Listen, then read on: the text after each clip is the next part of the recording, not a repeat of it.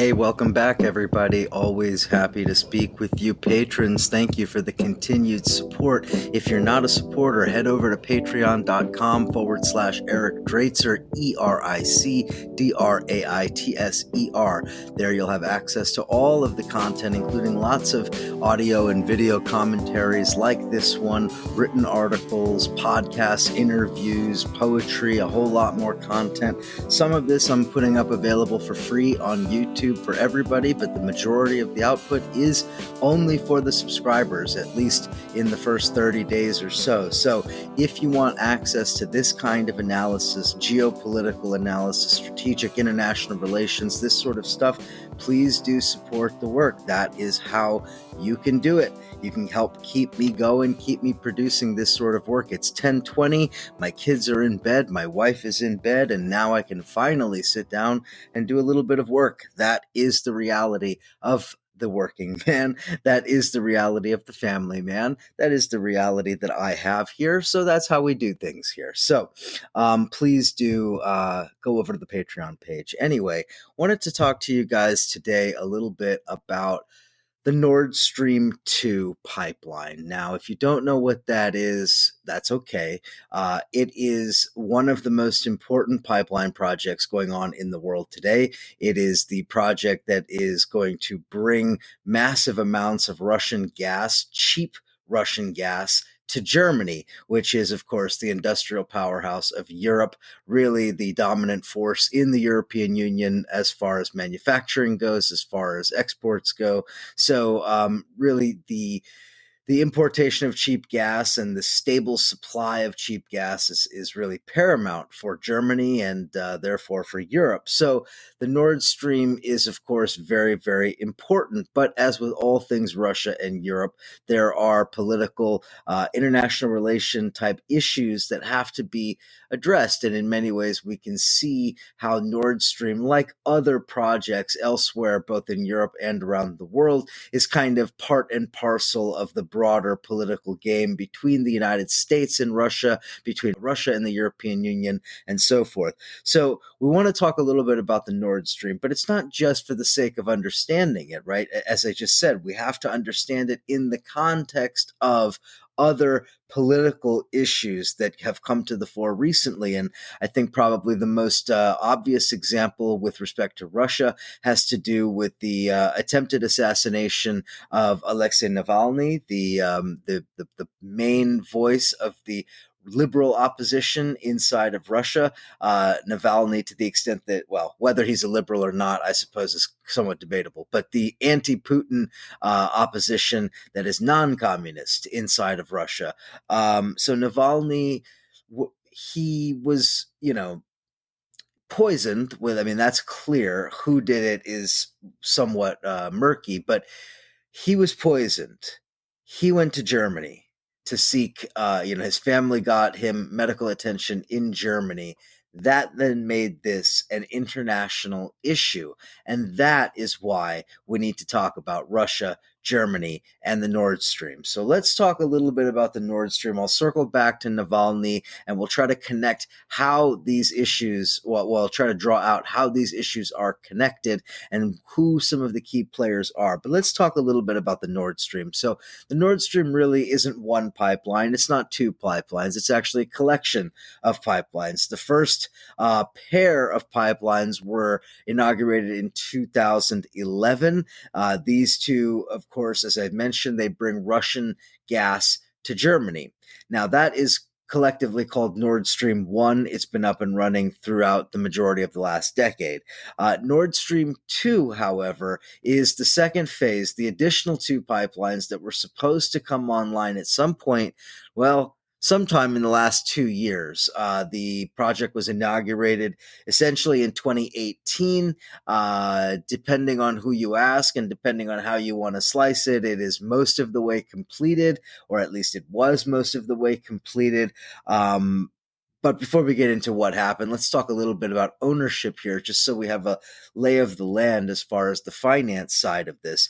Russia that is in the form of Gazprom, the state gas monopoly. Russia owns the majority stake, the 51% stake in the project. Okay, so ultimately this remains a Russian majority project, but in a sense, it is both a Russian project and a European project, with Russia kind of being sort of being included in both of those categories. I'm going to talk about why that's important also in a second. So Russia has 51% stake. Germany has let's see, they have, I believe it is a 31% stake. That is 15.5% to two companies. So 15.5% for Wintershall and 15.5% for PEG Infrastructure, right? So two major German companies, German I don't know, oil companies. I guess they're not really oil companies, gas refining companies.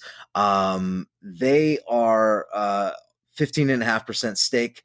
And then the French and the Dutch companies of NG and Gasunie, 9% each, right? So what does this mean? This means that Germany and France and Russia, the three probably most important sort of political players in this equation, are very much invested in this project for obvious reasons, right? As I mentioned, Germany is, of course, the manufacturing powerhouse and desperate for stability in terms of energy. And now, actually, let's talk a little bit about that, because, in fact, it's not just that Germany is a manufacturing powerhouse. It is that Germany has committed, both to its citizens and internationally, it has committed to a full transition away from coal and nuclear energy by, I believe, 2022 was their target. So really just in very short order.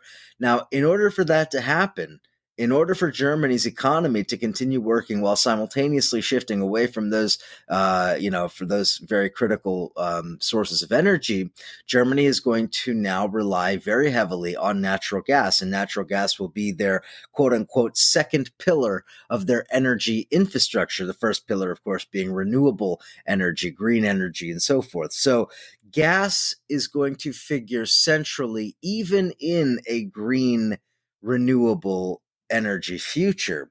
And this is part of the reason why the Russians are really willing to make the kind of investment that they are making in the Nord Stream, because they understand that gas, no matter what happens vis-a-vis the global oil cartels and global oil prices and so forth, gas will continue to be a necessary commodity. And Russia, of course, has it more than anybody else does. And then, of course, the second part of this too is the nature of the gas. That has to be taken into account as well, because in the midst of the last decade, as the Russians and the Europeans were working to build the Nord Stream, or to build, let's call it, the consortium of companies necessary to make the Nord Stream a reality, well, that's the same time period that the United States is blowing up as a shale gas exporter, mainly the fracking industry. Fracking has made the United States an energy exporter for the first time in many decades. And as such, the United States finds itself actually in competition with Russia on the global oil markets. Okay, so now this raises a very interesting question. If you're the Europeans and you have spent the last 25 plus years talking about the need to diversify away from Russian gas, from being so heavily dependent upon Russia, so one-dimensional in terms of energy supply, all of a sudden here come the Americans saying, well, now we got energy for you. Well, Europe finds itself caught between a rock and a hard place, because on the one hand, it's much more closely allied with the United States than it is with Russia. On the other hand, the Russians got better gas for cheaper.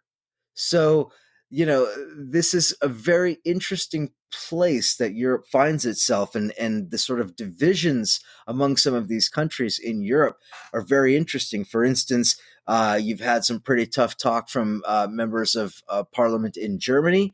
You've had the exact opposite from the Prime Minister of Austria, who has been falling over himself to get on board with the Nord Stream. So internal domestic politics play a role. I think also financial concerns certainly play a role.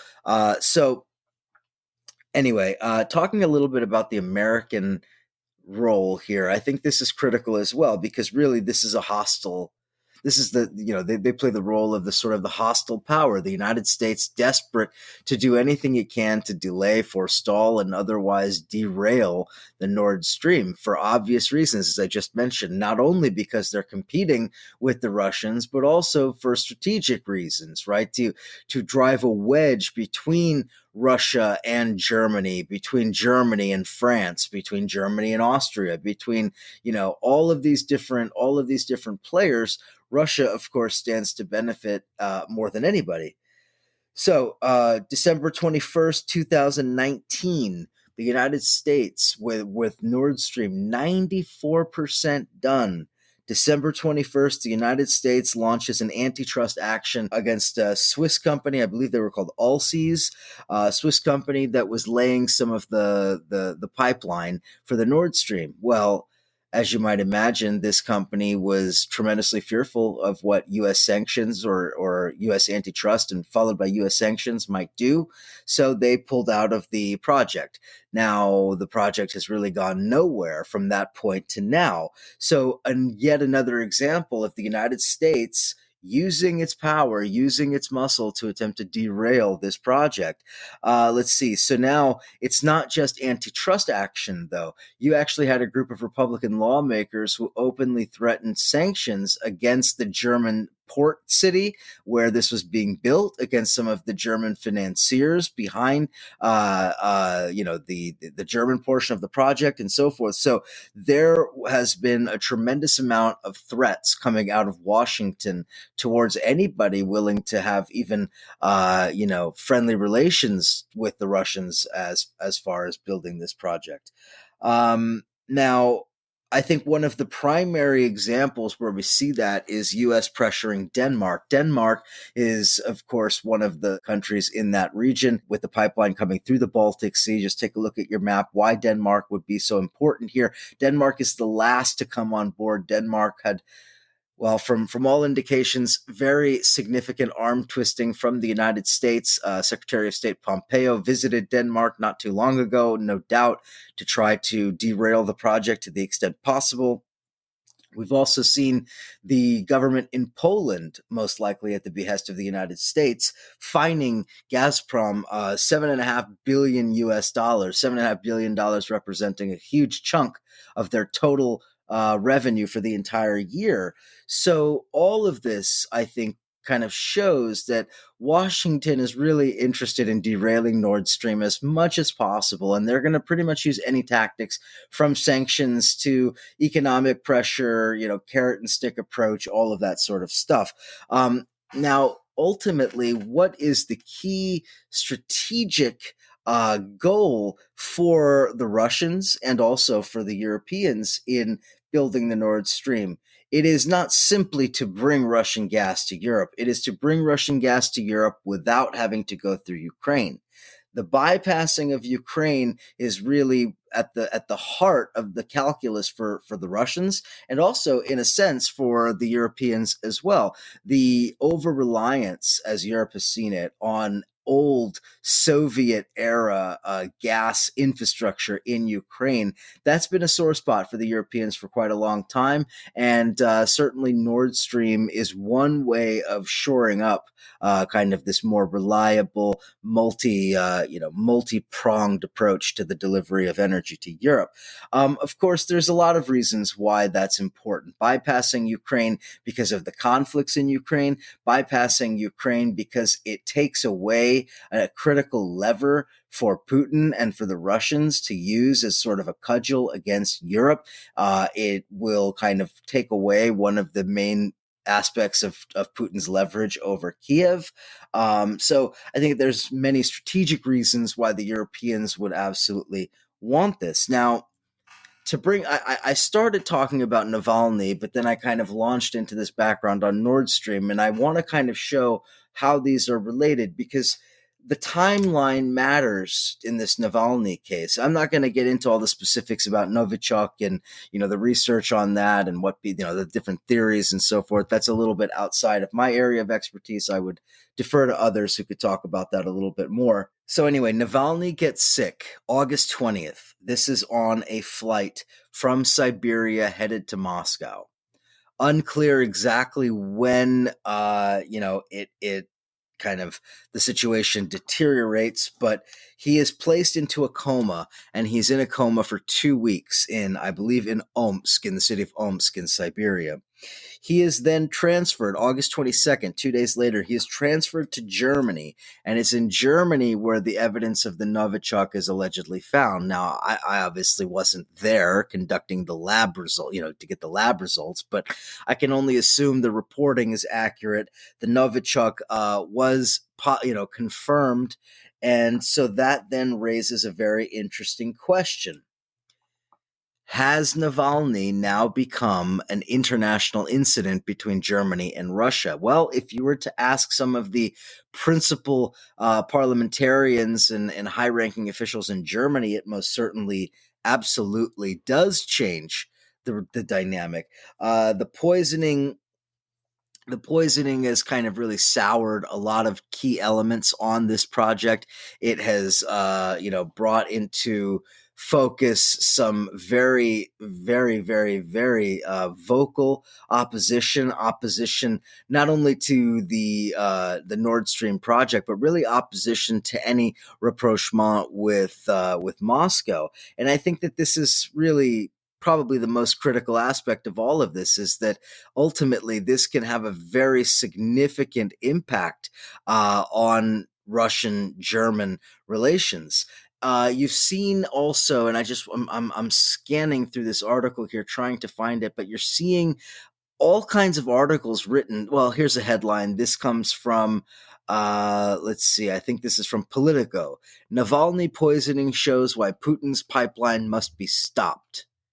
Well, that's a pretty blunt assessment, I think, a pretty blunt statement, and it's pretty accurate, because ultimately that is what this is really about. Not that Putin's pipeline must be stopped or must not be stopped, but rather that Navalny and the Navalny case opens the door to using this sort of nakedly imperialistic kind of power on the part of the Europeans against Russia. Basically, Putin's complaining now, and it's funny to hear Russian capitalists complain about European capitalists being not good capitalists. But Putin recently said, and this was reported in the Russian paper TASS, that the United States and the Europeans were using quote unquote non-market forces with respect to the Nord Stream. In other words, they're using blackmail and various other arm twisting and threats. Well, welcome to the world of capitalism, Mr. Putin. I think you all should probably understand that by now, and I think you do. So now let's talk a little bit, just briefly here in the last couple of minutes, U.S. influence both on Denmark, as I mentioned, but also U.S. influence on France.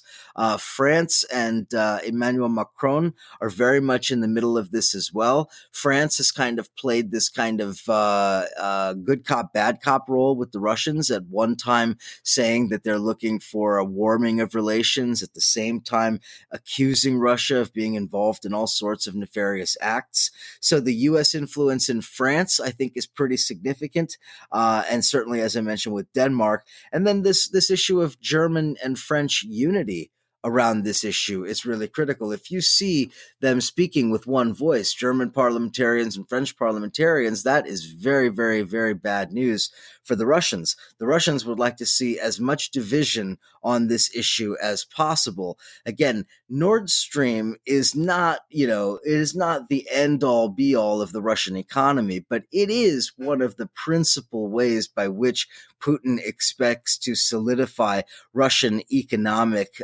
stability for the next decade or so. It's not the only one. There's the pipelines in in Asia, the Siberian pipelines bringing energy to China.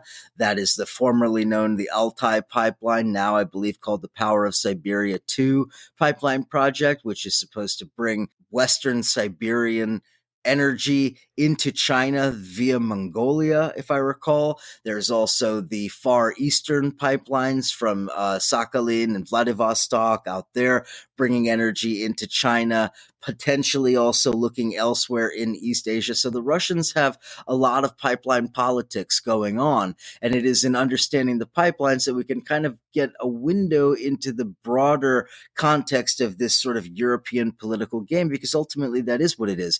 Nord Stream is about politics. It's about strategy. It is about international relations. It is about, dare I say, this overly and incorrectly used word, geopolitics, right? If you look at your map, you can understand why the Nord Stream matters so much, why a pipeline under the Baltic directly to Germany, bringing that Russian gas, is a game changer for German manufacturers and well, for German industrial output, broadly speaking. So, you'll see that some elements within the German state are going to be at odds with each other. Those in the business community that have been pushing for this are certainly not going to be swayed by the political arguments of saving face for Angela Merkel or whatever it might be. So a lot of tensions, a lot of interesting developments with respect to this pipeline. It's one to pay attention to. It's one I follow as closely as I can. If you want to follow the Patreon, you will see a lot more stuff about pipelines, about geopolitical issues with respect to Russia, Europe, and a whole lot more. Patreon.com/Eric Draitser. $5 a month. $5 a month is all it costs, and you can support all this work, get access to all of the content. There's a lot of stuff there. There's a lot more coming. I've got things on African issues, South Sudan. I've got things on the so-called drug war in Mexico and corruption going on there, going back to the Bush administration. I've got interviews from Bolivia, interviews from elsewhere, so much more on there. If you are not a subscriber, patreon.com/Eric Draitser. Please do go there. Please do support the work. I would so appreciate it. And we'll talk again real soon.